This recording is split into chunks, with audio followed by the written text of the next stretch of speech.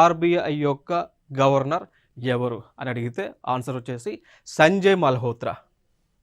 అర్థమైందా? సో ప్రస్తుతము 26వ governor reserve bank of ఇండియాకి ఉన్నటువంటి వ్యక్తి సంజయ్ మల్హోత్రా.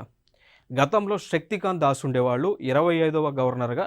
సో వారి యొక్క పదవీ కాలం కంప్లీట్ అయింది కాబట్టి 26వ గవర్నర్గా సంజయ్ మల్హోత్రాని నియమించారు. ఆ నియమిస్తూ కూడా ACC, so appointments committee of the cabinet వాళ్ళు డెసిషన్ తీసుకోవడం జరిగింది.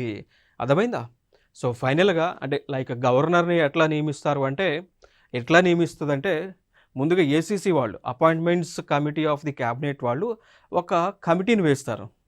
ఆ కమిటీ వచ్చేసి financial sector regulatory appointments search committee అండి. ఓకేనా? సో ఈ కమిటీ వేస్తే ఈ కమిటీ వాళ్ళు అంటే ఏ ఏ రంగానికి ఎవరు నియమించాలని వీళ్ళు ముందు డెసిషన్ తీసుకుంటారు. ఆ వ్యక్తులకు సంబంధించిన కొన్ని నేమ్స్ ఏసీసీకి రెఫర్ చేస్తే ఏసీసీ ఫైనల్ డెసిషన్ తీసుకుంటుంది.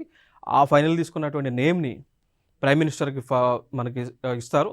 సో వారు ఓకేన తర్వాత ఆ వ్యక్తిని ఆ పొజిషన్కు అపాయింట్ చేయడం జరుగుతుంది.